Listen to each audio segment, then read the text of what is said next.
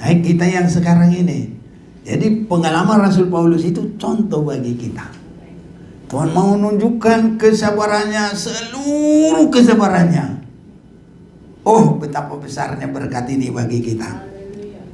Kalau kita bisa merasakan ini, kita sangat berbahagia, saudara. Asal kita tidak mempertahankan dosa itu lagi, kehidupan lama itu, kita mau berserah kepada Tuhan, ini berkat ini juga milik kita. Amen. Tapi kalau kita masih mempertahankan, ibarat berkat sudah dicurahkan tapi nggak bisa nampung. Pernah bangsa Israel disebut hancur begitu, bagaikan pecahan-pecahan periuk, tidak bisa menampung lagi baik minuman, baik berkat, tidak bisa. Itu kehidupan manusia hancur. Tapi saudaraku, kalau kita tidak mau mempertahankan kekurangan itu, kelemahan itu, dosa-dosa itu, Rasul Paulus boleh mendapat kesabaran Yesus sepenuhnya.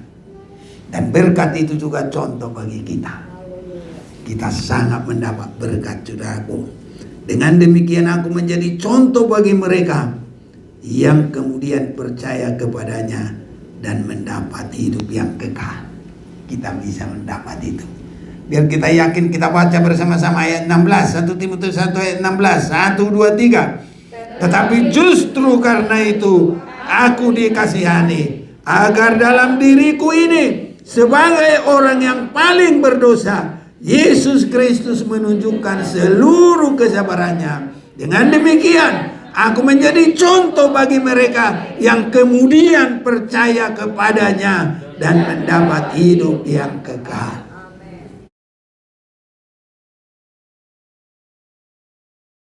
Saudaraku yang ada di sini, yang ada di rumah dan di mana saja yang mengikuti jalannya ibadah ini, Tuhan Yesus memberkati kita semuanya. Saya mau ajak kita membaca firman Tuhan dari suratan Rasul Paulus kepada Timotius.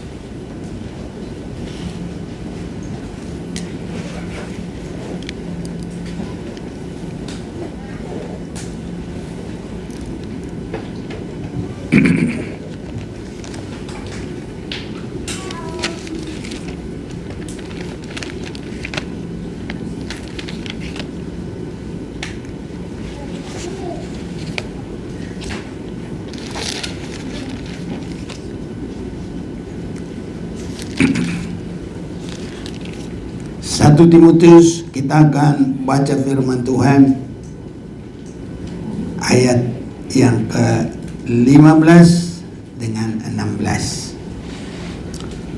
1 Timotius pasal yang pertama ayat 15 dengan 16. Perkataan ini benar dan patut diterima sepenuhnya. Kristus Yesus datang ke dunia untuk menyelamatkan orang berdosa. Dan di antara mereka akulah yang paling berdosa.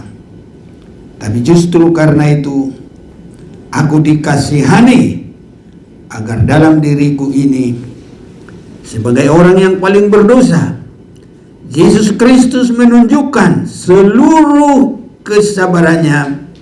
Dengan demikian aku menjadi contoh bagi mereka yang kemudian percaya kepada dirinya dan mendapat hidup yang kekal.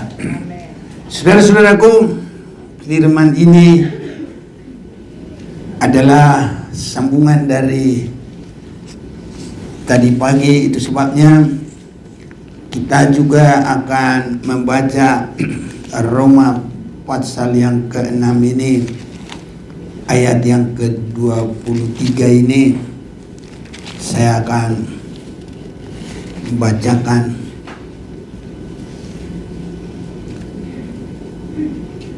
Sebab upah dosa ialah maut, tapi karunia Allah ialah hidup yang kekal dalam Kristus Yesus Tuhan kita. Ini saudara-saudaraku, itu sebabnya kita sangat butuh yang melepaskan dari dosa. Kita sangat butuh penebusan daripada dosa itu. Dan tadi kita juga sudah membaca dalam ibadah pertama ayat yang ke-10 pasal 3 ayat 10, seperti ada tertulis, tidak ada yang benar seorang pun tidak. Ayat 23, karena semua orang telah berbuat dosa dan telah kehilangan kemuliaan Allah. Dan tadi kita sudah baca juga di dalam Roma pasal yang ke-6 ayat 23 bahwa upah dosa adalah maut. Biar semua jelas, saya akan bacakan. Sebab upah dosa adalah maut.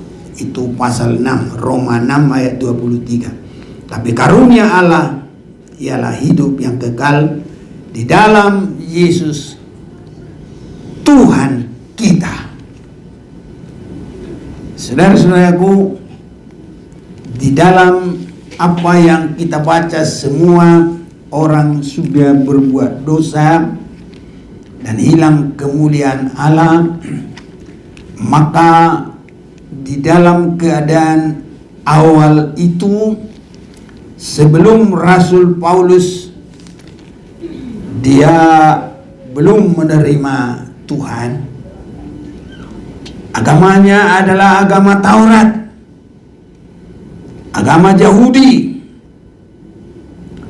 Maka dia bersaksi bahwa dia adalah orang yang sangat berdosa. Bahkan dia bilang, akulah yang paling berdosa. Ini saudara-saudaraku. Tapi dia sudah mendapat langsung seorang pelepas itu. Kita sudah sering membaca dalam Yohanes 1 ayat 29. Pada keesokan harinya Yohanes berkata, lihatlah anak domba Allah yang melepaskan manusia dari dosa. Ini Paulus sudah menemukan ini. Bahkan dia sudah memiliki kesaksian. Dalam 1 Timotius 1 tadi ayat 15. Perkataan ini benar dan patut diterima sepenuhnya. Semua kita patut menerima sepenuhnya. Dalam keadaan manusia sudah semua berbuat dosa, patut kita terima. Ini saudara-saudaraku, Kristus Yesus datang ke dunia untuk menyelamatkan orang berdosa. Kalau juga di dalam ayat yang lain kita sudah dengar, kita ditebus, kita dilepaskan, kita dibayar. Apapun keberadaan kita pada mulanya, kita merasa paling berdosa, kita merasa begitu berat dosanya. Tetapi dia sudah mengatakan, Yesus datang ke dunia untuk menyelamatkan orang berdosa. Sangat besar karunia ini bagi kita. Tuhan yang begitu mulia yang ada di singgasana begitu menyenangkan. Tapi dia meninggalkan itu.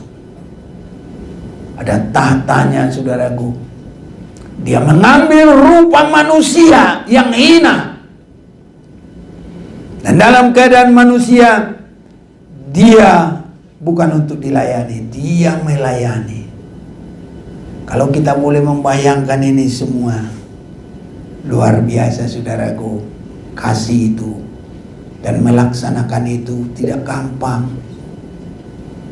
Orang yang hebat begitu merendahkan diri, saudara-saudaraku. Sering sekali saya lihat Kalau orang baru mulai berhasil, susah mengontrol hidupnya, saudaraku. Dirinya merasa kembang, merasa bangga, sampai kepada suasana sombong. Tapi Yesus, dia tahtanya yang begitu besar, keberadaannya begitu mulia, rela mengambil rupa seorang manusia. Dan di dalam keadaan manusia, dia sampai mati tersalib, saudara-saudaraku. Inilah yang sangat luar biasa. Dan Rasul Paulus, dia mengalami itu. Dia berkata dia paling berdosa, tapi Yesus melepaskan. Tetapi justru karena itu aku dikasihani. Saudara-saudaraku, apapun keberadaan kita saat ini, mari mau berserah kepada Tuhan. Kasih karunia Tuhan itu melimpah bagi kita semua, bukan hanya kepada Rasul Paulus. Agar di dalam diriku ini, sebagai seorang yang paling berdosa, Yesus Kristus menunjukkan seluruh kesabarannya. Ini luar biasa, saudaraku. Kalau seluruh kesabaran manusia saja sudah hebat, saudaraku. Tapi ini seluruh kesabaran Yesus Kristus ditunjukkan kepada Rasul Paulus. Dengan demikian, aku menjadi contoh bagi mereka yang kemudian percaya kepadanya. Kita semua ini, haleluya. Dulu Rasul Paulus itu udah hampir mau 2000 tahun yang lalu. Nah, kita yang sekarang ini. Jadi pengalaman Rasul Paulus itu contoh bagi kita. Tuhan mau menunjukkan kesabarannya, seluruh kesabarannya. Oh, betapa besarnya berkat ini bagi kita. Kalau kita bisa merasakan ini, kita sangat berbahagia, saudara. Asal kita tidak mempertahankan dosa itu lagi, kehidupan lama itu, kita mau berserah kepada Tuhan, ini berkat ini juga milik kita. Amen. Tapi kalau kita masih mempertahankan, ibarat berkat sudah dicurahkan tapi nggak bisa nampung. Pernah bangsa Israel disebut hancur begitu, bagaikan pecahan-pecahan periuk, nggak bisa menampung lagi baik minuman, baik berkat, nggak bisa. Itu kehidupan manusia hancur. Tapi saudaraku, kalau kita tidak mau mempertahankan kekurangan itu, kelemahan itu, dosa-dosa itu, Rasul Paulus boleh mendapat kesabaran Yesus sepenuhnya. Dan berkat itu juga contoh bagi kita. Kita sangat mendapat berkat, saudaraku. Dengan demikian aku menjadi contoh bagi mereka yang kemudian percaya kepadanya dan mendapat hidup yang kekal. Kita bisa mendapat itu.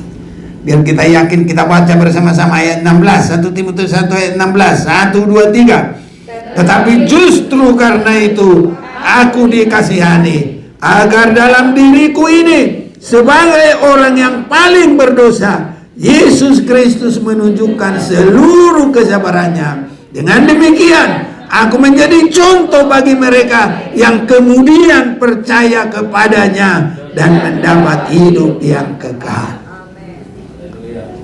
Jadi Rasul Paulus duluan, sudah dulu, saudaraku.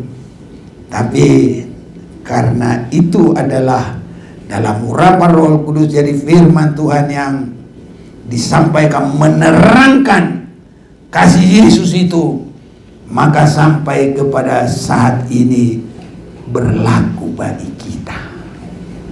Kita semua orang yang sangat terberkati. Dan ini adalah pengalaman Yesus datang melepaskan, Yesus datang menebus. Bahkan kita lihat lagi pengalaman Rasul Paulus, tambah lagi dengan kesabaran sepenuhnya dari Yesus Kristus, dan mendapat karunia yang luar biasa. Kepadanya dia mendapat hidup yang kekal. Jadi supaya barang siapa yang kemudian percaya kepadanya, itulah kita-kita ini.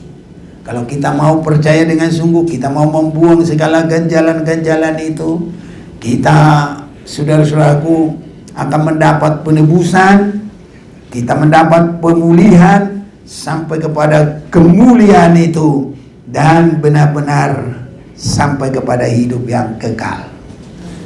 Ini semuanya boleh, saudara-saudaraku, kita nikmati.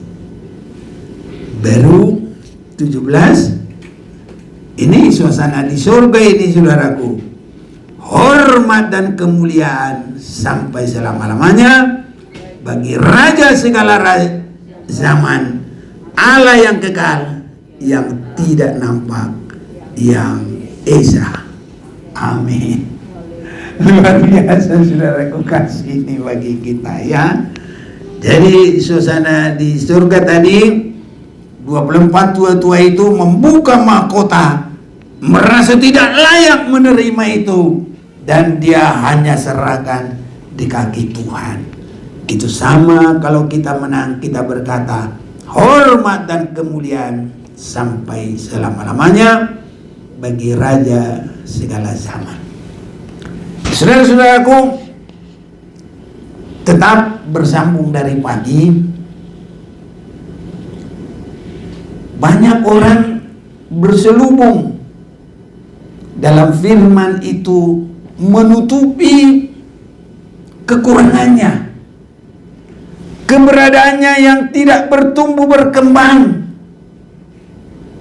Wajar katanya jatuh dalam dosa karena semua orang berbuat dosa. Bukan. Disinilah kita lihat contoh. Begitu Rasul Paulus ini terpanggil, ada satu hal yang luar biasa, saudaraku. Dia tidak pernah lagi jatuh. Dia tidak pernah lagi lemah. Dia maju terus dalam Tuhan. Haleluya, saudaraku. Nah, kalau ada contoh yang baik, ini memang ada banyak-banyak hal. Kalau kita lihat, ya, Raja Saul, dia maju, dipanggil Tuhan, dia menjadi raja, diurapi, tapi jatuh lagi dalam dosa, sampai dia mati dalam tersiksa, saudaraku, selalu dirasuk roh jahat. Itu sebabnya sekali kita mau di dalam Tuhan, maju terus. Jangan mundur-mundur, saudaraku. Jangan kendor. Pelayanan kita, ibadah kita, jangan kendor. Haleluya. Amin. Haleluya, saudara-saudaraku. Ada lagi. Kalau Raja Saul tadi sampai mati, dia nggak kuat lagi, dikejar musuh, dia taruh pedangnya ke atas, apanya, ujungnya dibaliknya. Kalau bahasa Indonesia gagangnya, kalau bahasa Batak suhulna, di bawah, baru dia jatuhkan dirinya, mati, saudara itu, ya. Makanya kita sekali sudah dapat kemurahan Tuhan, apalagi kita sudah mengecap, Tuhan sudah mengampuni kita, apalagi Tuhan sudah memberikan rohnya, apalagi Tuhan sudah memberikan kepada kita pemeliharaannya, apalagi kita sudah pernah merasa indah di tangan Tuhan. Jangan mundur. Jangan mundur, saudaraku. Ya. Ini kalau Rasul Paulus ini nanti kita lihat nggak ada mundur ini. Terus. Saya makanya dapat firman itu senang, saudara-saudaraku, menerangkan Roma pasal 3 tadi 10 dengan 23 itu.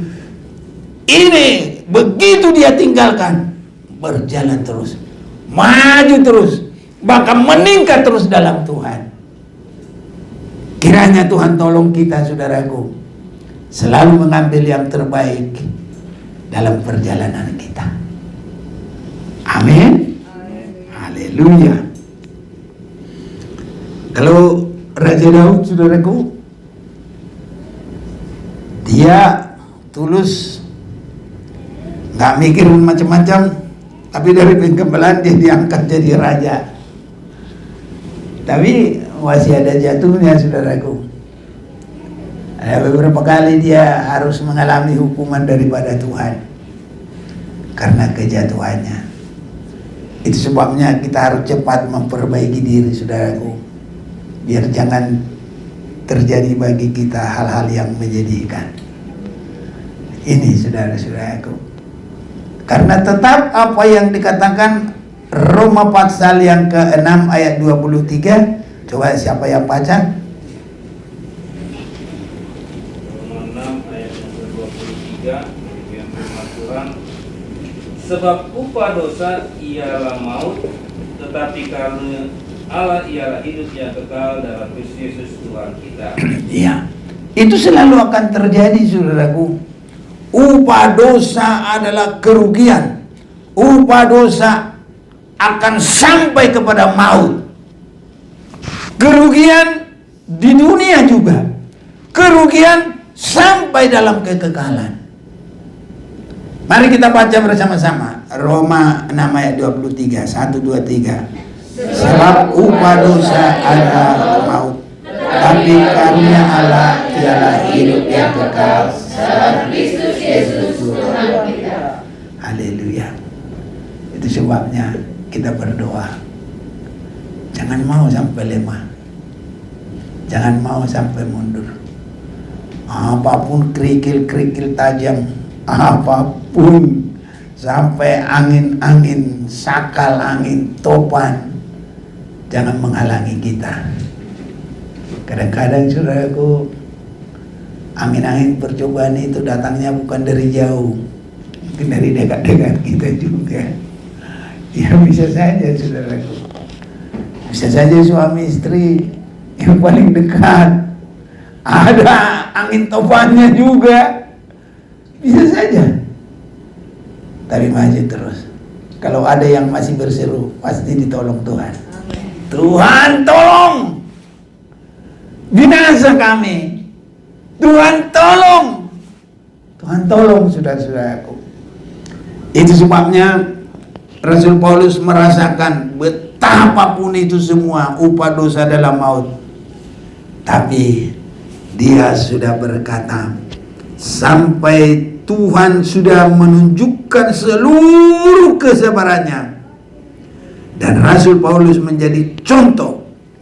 Dia yang tadinya harus mengalami maut, upah dosa dalam maut, tapi dia contoh untuk menerima berkat sampai hidup yang kekal selama-lamanya.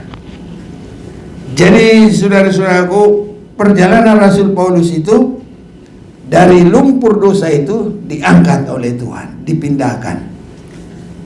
Dan dia tidak di situ lagi terus. Nah, ini yang harus kita perhatikan.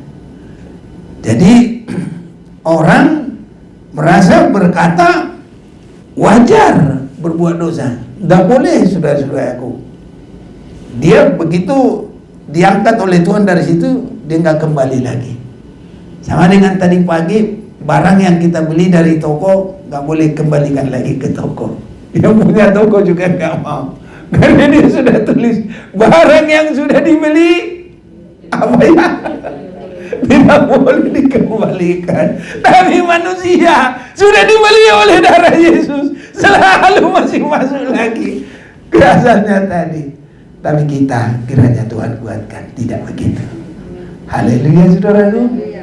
Nah, barang aja sudah dibeli, nggak boleh kembali lagi ke sana. Tapi manusia bagaikan keluar dari Mesir, selalu lagi ingin Mesir. Kadang badannya tidak ke sana, tapi hatinya ke sana. Semua tubuh roh jiwa kita biar menghadap kepada Tuhan, saudaraku. Karena kita harus meningkat lagi. Begitu Rasul Paulus disucikan oleh darah Yesus, meningkat lagi dengan firman Tuhan. Dan firman Tuhan itu, saudaraku, sampai membersihkan tidak hanya badan kita, tapi roh. Di dalam Ibrani pasal yang keempat itu, tolong ada yang bantu baca ayat 12-13, sampai ingatan niatan hati kita itu biar disucikan, tidak lagi terikat di situ. Ayo, siapa? Ibrani 4 ayat 11. Karena 12, 13. ayat 12, sebab firman Allah hidup dan kuat dan lebih tajam daripada pedang bermata dua manapun. Ia menusuk amat dalam sampai memisahkan jiwa dan roh, sendi-sendi dan sumsum. Ia sanggup membedakan pertimbangan dan pikiran hati kita.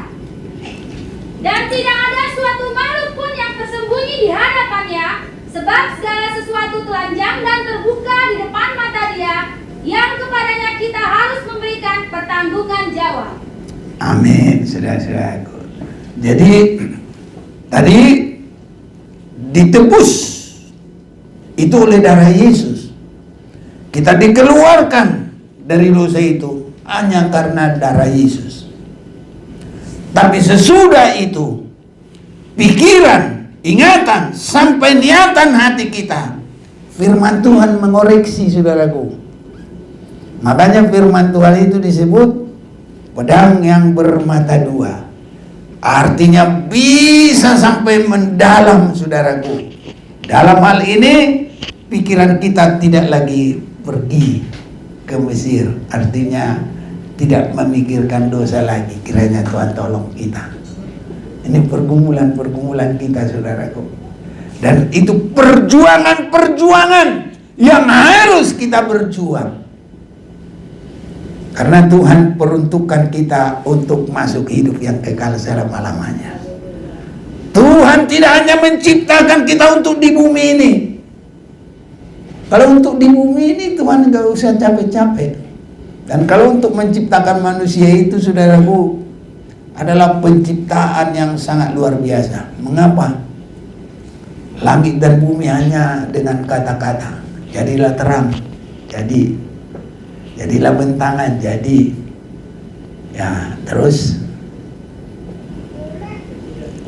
jadi bentangan, jadi matahari, jadi. Hanya dengan kata-kata. Tapi kalau manusia, Tuhan itu harus sampai bagaimana caranya dia yang ngambil tanah, pokoknya sampai ngambil tanah itu.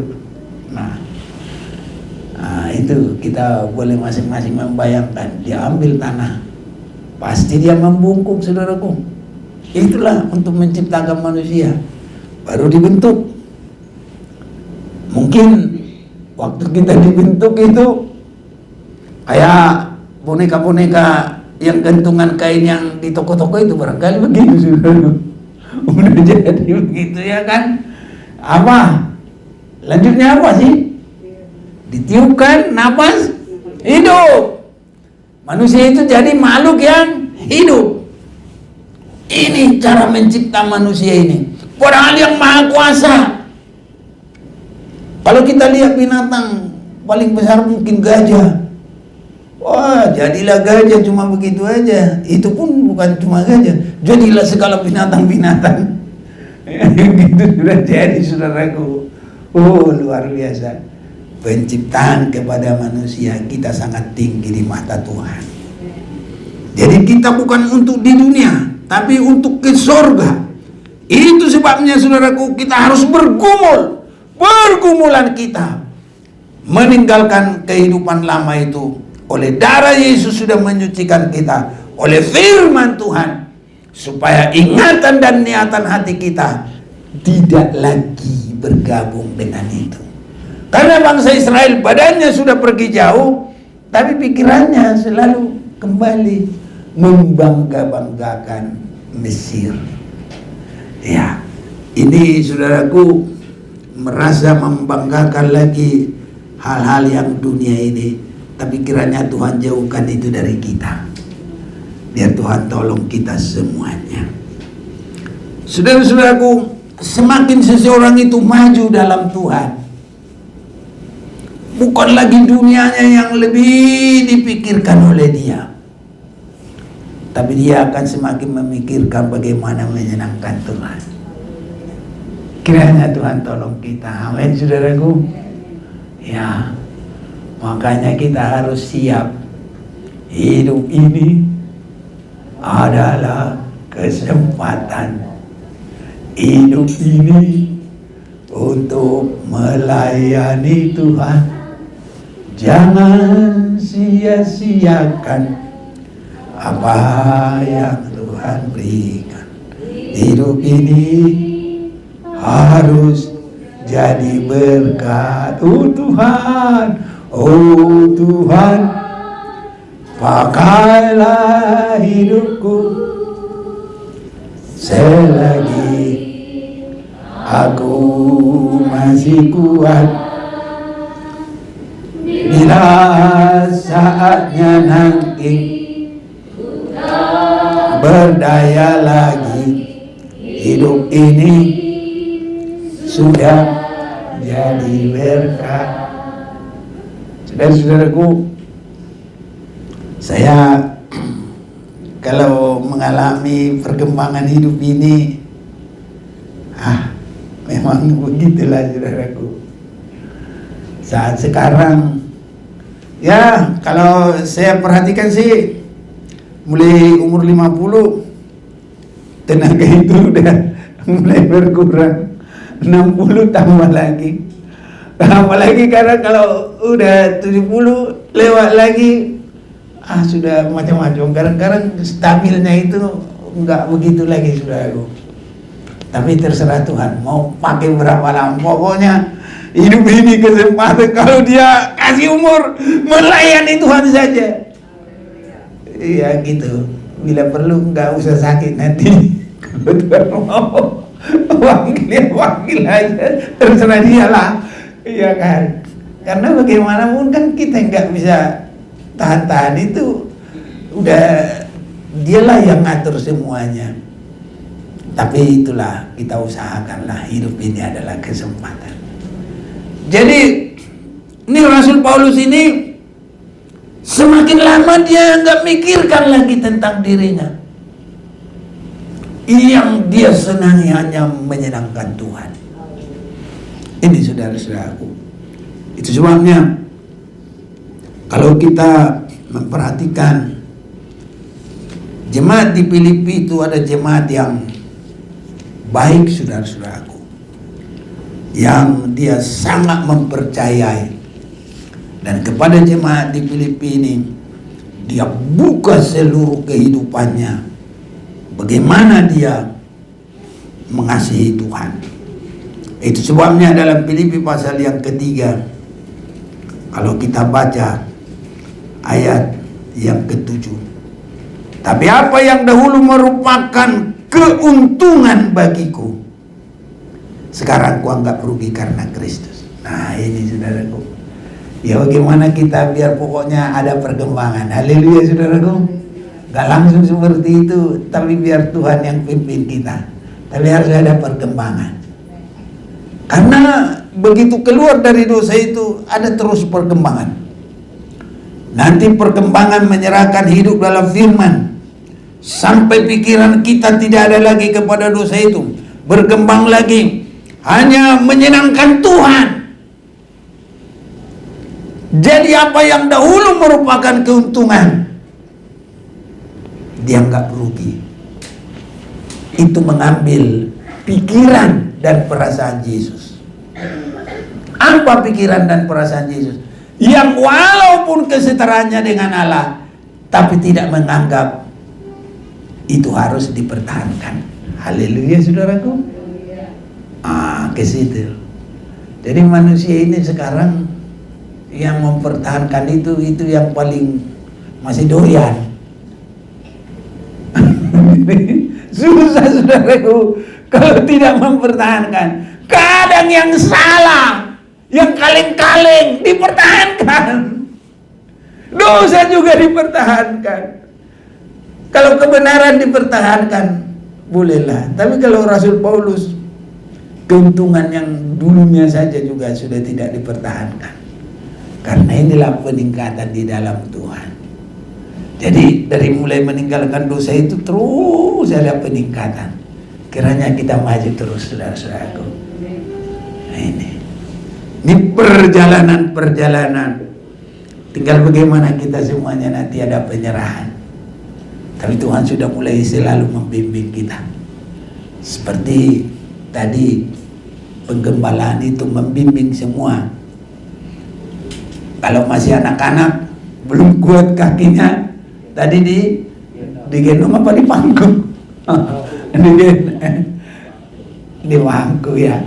Ya udah baca dulu dah. Jadi saya 40 tadi biar enggak salah.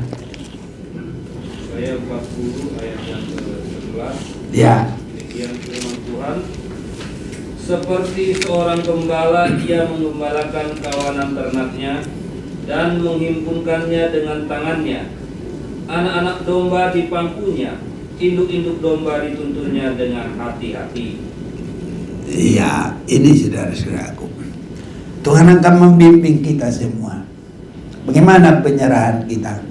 Tapi harus ada, saudaraku, penyerahan kita. Jangan sampai gak ada. Haleluya. Besar kecilnya itu masing-masing. Gak sama, saudara-saudaraku. Ya.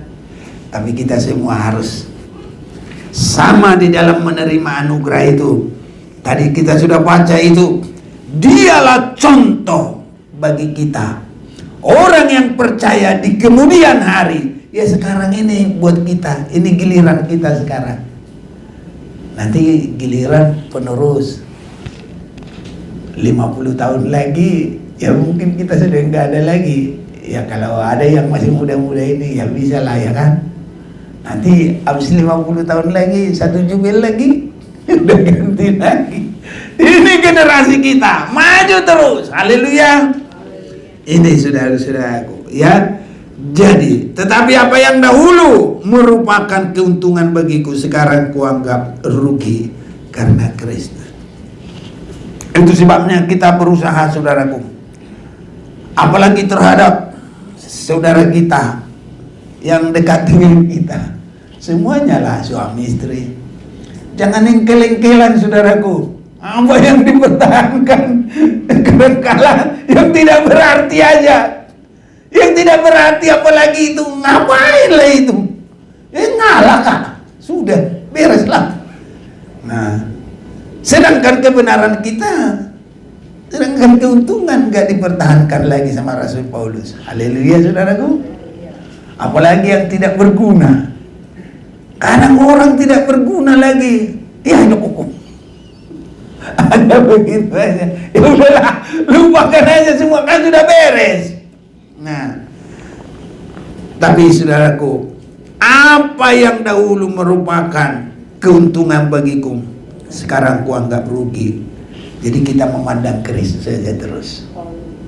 Kita boleh menyanyi, hidup ini adalah kesempatan karena kita mau berkenan kepada Tuhan. Haleluya. Malahan segala sesuatu kuanggap rugi karena pengenalan akan Kristus Yesus Tuhanku lebih mulia daripada semuanya. Semuanya ini luar biasa ini, saudara-saudaraku. Biar kita berpengalaman ke sana. Haleluya. Ada saudaraku meningkat ke situ. Jangan lagi yang lain-lain. Ya, kalau dunia ini habis itu, ya uang juga habis dimakan ngengat. Nah, nggak ada artinya dalam Yakobus itu. Wah, malah itu nanti bikin kita susah. Nah, itu sebabnya saudara-saudaraku, biar kita semakin menyenangkan Tuhan dan kita pandang Yesus Tuhan melebihi semuanya. Jadi malahan segala sesuatu kuanggap rugi karena pengenalan akan Kristus Yesus Tuhanku lebih mulia daripada semuanya. Itu semuanya kita semua harus beda dari dunia ini. Biar Tuhan tolong kita. Kita semua lagi bergumul, ya. dalam semuanya saudaraku, sampai kepada raut muka kita. Kalau orang lihat harus sampai aman, senang, haleluya. Sampai orang bilang, aku lihat itu serem, takut. Jangan saudara-saudaraku, semua sudah dirubah oleh Tuhan. Walaupun bagaimanapun tadi bentuk muka kita, tapi karena ada kuasa Tuhan, semua sudah dirubah. Semua selalu semakin menyenangkan. Ini saudara-saudaraku, nggak ada yang kayak preman yang gitu giginya, cuma ngeliatin aja serem saudara-saudaraku. Tapi kita semua karena ada urapan Tuhan dalam muka kita, orang semua senang. Tinggal kita nanti ya bersaksi, karena dia bilang, kamu kok senang aja, ada apa? Ya mungkin orang pikir begini, ya orangnya pesek sih, tapi ya kok menyenangkan ya, begitu. Ya, kenapa kamu selalu senang? Tuhan ada dalam saya. Tinggal gampang saudaraku. Kesenangan saya hanya Tuhan. Kan begitu tadi dikatakan dalam firman ini. Tapi yang dahulu merupakan keuntungan bagiku, sekarang kau enggak rugi karena Kristus. Jadi kita memandang Tuhan saudara-saudaraku. Malahan segala sesuatu ku anggap rugi karena pengenalan akan Kristus Yesus Tuhanku lebih mulia daripada semuanya. Oleh karena dialah aku telah melepaskan semuanya itu. Haleluya. Kalau kita berani melepaskan ini, aduh terlalu banyak ini saudaraku diterangkan ini. Kebenaran kita, jangan selalu kita yang harus begini. Ya, Yesus kalau begitu kepada kita nggak ada kesabaran sepenuh, habislah kita ini saudaraku. Tapi kita ini bisa dibimbing karena Yesus ada kesabaran sepenuh. Dan aku juga tadi heran lihat itu, bukan asal kesabaran begitu saja, tapi kesabaran yang penuh saudaraku. Saya senang lihat itu. Kita mau lihat, baca dulu ini, sangat bagus saudara-saudaraku. 1 Timotius 1 tadi, ayat yang keberapa tadi? 16. Ya, 16. Tetapi justru karena itu aku dikasihani, agar dalam diriku ini sebagai orang yang paling berdosa, Yesus Kristus menunjukkan seluruh kesabarannya. Haleluya saudaraku. Jadi kalau kita melepaskan dengan kesabaran, seluruh kesabaran, haleluya. Kiranya Tuhan tolong kita. Masih jauh perjalanan kita, tapi kalau kita sudah mengerti, waduh kesana tujuannya, Tuhan tolong, maka Tuhan tolong kita. Ini saudara-saudaraku. Jadi kesabaran Tuhan sepenuhnya itulah yang membimbing kita. Dan itu harus jadi pengalaman kita juga saudara-saudaraku. Jadi kalau sudah berani melepaskan, maka semuanya itu dan menganggapnya sampah. Ini saudaraku, sering sekali karena ya ada anak-anak yang ditinggal orang tuanya, rebutan. Apa rebutannya? Warisan. Ya, waduh, ribut terus saudara-saudaraku. Kami diceritain sampai di kuburan yang meninggal tidak ada perdamaian saudaraku. Mau dipoto aja sama-sama gak mau katanya saudaraku. Ini hanya karena ya begitu juga lah. Tapi kalau di sini berani melepaskan semuanya. Haleluya saudaraku. Nah ini firman Tuhan begitu. Kalau kita disuruh 1 mil, turuti 2 mil. Kalau diminta bajumu kasih, jasmu juga. Haleluya saudaraku. Kalau kita pun belum, tapi berdoalah. Kita sudah tahu perjalanan kita. Biar Tuhan tolong kita. Ayat 9. dan berada dalam Dia bukan dengan kebenaranku. Haleluya. Seringkali kebenaran kita yang kita pertahankan. Oh, makanya rame saudaraku. Itu kebenaran orang itu dianggap nggak ada semua. Kan itu sekarang politik apa semua, rame, negara ini rame. Kebenaran orang itu dianggap nol, tapi kebenaran dia dianggap menggunung, padahal nggak ada saudaraku. Jadi bohong yang selalu diomong-omongkan menjadi kebenaran katanya, terjadilah begitu sekarang nih. Tapi kalau kita dalam Tuhan, harus kebenaran Kristus saudaraku. Ini yang ku kehendaki ialah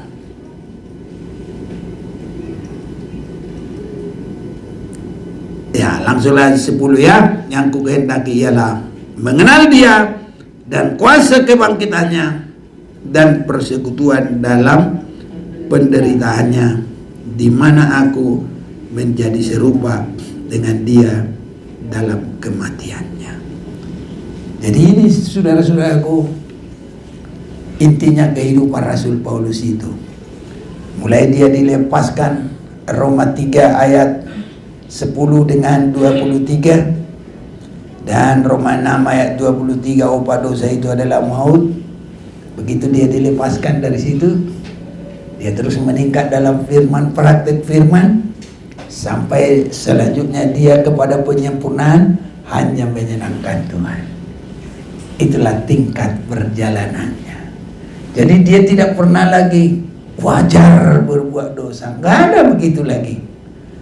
Dulunya dia dari situ paling berdosa, tapi segala kesabaran Tuhan sudah diterima, mengampuni, menyucikan dia.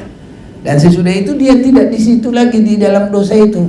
Dia maju terus sampai disucikan oleh firman, sampai disucikan oleh pengharapan penyerahan kepada Yesus, karena mau menyenangkan Yesus dengan sungguh-sungguh. Dan itu artinya untuk masuk dalam tingkat yang paling tinggi, untuk menerima pikiran dan perasaan yang ada pada Yesus Kristus yang melepaskan kita. Kalau dia tidak menyerahkan dirinya, nggak mungkin kita bisa dilepaskan. Tapi karena dia menyerahkan dirinya, kita boleh dilepaskan. Kiranya kita ada perasaan dan pikiran yang ada pada Yesus Kristus. Perjamuan kudus yang kita akan terima, itulah kehidupan sepenuhnya Yesus Kristus.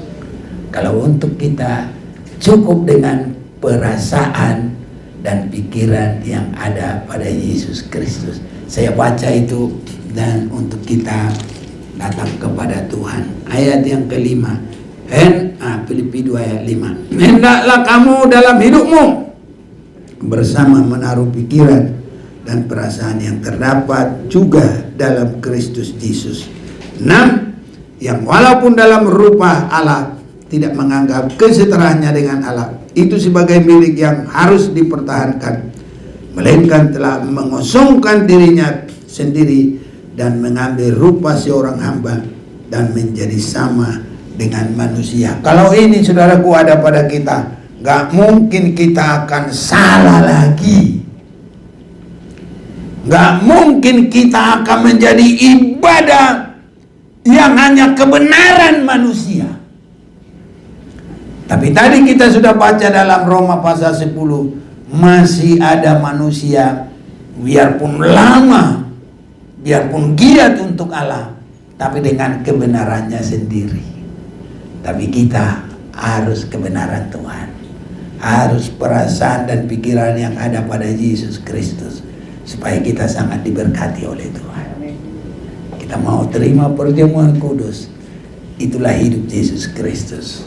Kita mau menyanyi, selidiklah kehendak-Mu ya Allah.